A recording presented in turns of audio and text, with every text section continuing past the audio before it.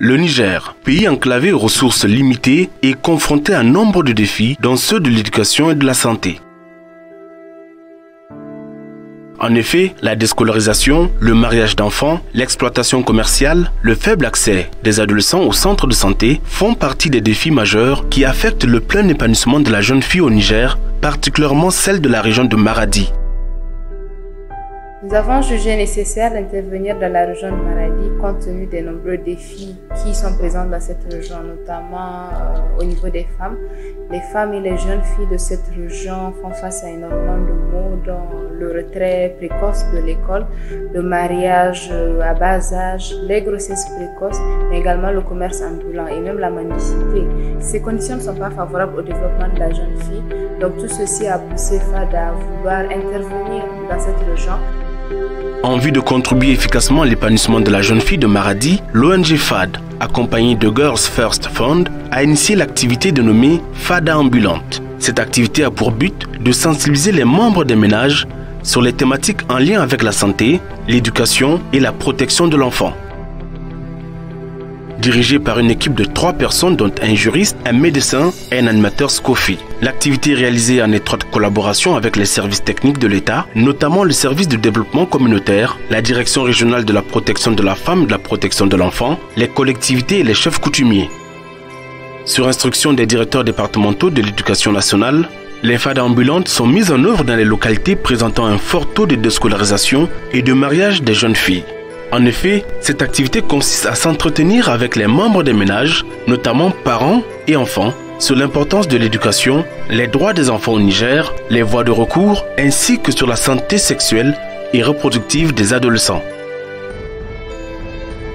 D'une manière générale, les FADA nous permettent d'être en contact permanent ou bien en contact constant avec les membres de la communauté, afin de recueillir leurs besoins spécifiques, notamment sur les questions de la santé sexuelle et reproductive, et la scolarisation et le maintien des jeunes filles à l'école et la protection des droits de l'enfant. Je suis médecin dans le cadre de l'activité dénommée FADA Ambulante qui se tient actuellement à Maradi. Donc, dans le cadre de cette activité, je discute avec la population sur l'importance sur la santé sexuelle et reproductive. Nous ne sommes qu'au début de notre activité et ça se passe très bien, ça se déroule très bien. La population est plutôt réceptive par rapport à tout ce que nous développons avec eux. Moi, en tant que juriste, j'interviens pour édifier les membres du ménage sur les droits de l'enfant d'une manière générale et particulièrement ceux de la jeune fille. De manière spécifique, je recueille auprès des communautés les différentes violences auxquelles leurs enfants font face, particulièrement les jeunes filles, et ensemble, j'essaie de leur montrer les voies et moyens à suivre pour pouvoir défendre les droits de ces jeunes filles. Ainsi, les 2 premières phases de cette activité ont permis de toucher 2513 personnes issues de 293 ménages de 6 villages de la région de Maradi. Aussi, ces activités ont permis d'ajouter 12 cas de mariage d'enfants, dont 4 à Yadagamo, département de Gazoua, 5 à Malamawakaka et 3 à Tchaké, département de Mayaï.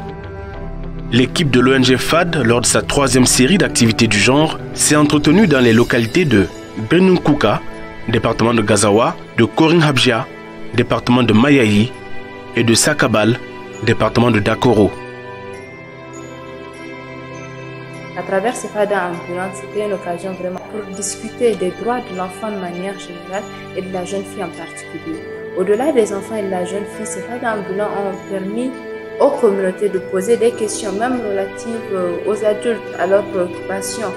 C'est vraiment une innovation qui a permis des effets immédiats.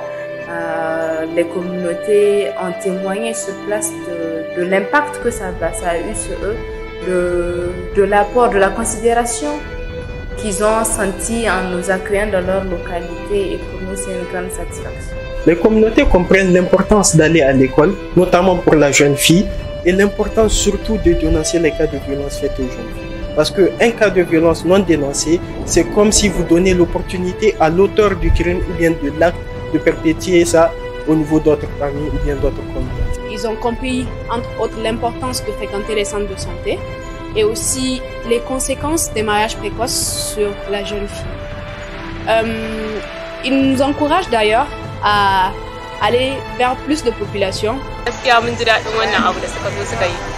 Aikin da aka ba ana waya musu kuma dai wasu dai suna ɗauka wasu kuma ba su ɗauka wanda dai suke ɗaukar dai sun yi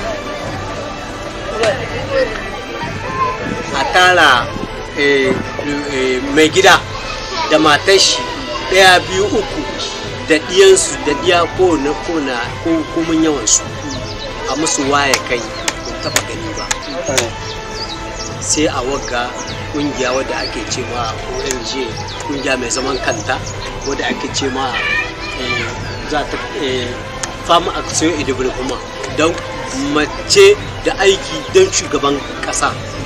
In dai yaro na lakwal shi na samun ci gaba tsakanin da Allah da Annabi ko da zuwa gaba ne ko da ka fara ne can in dai ka yi ilimi zuwa gaba ko wani wuri ka tafi ba a kwaruwanka.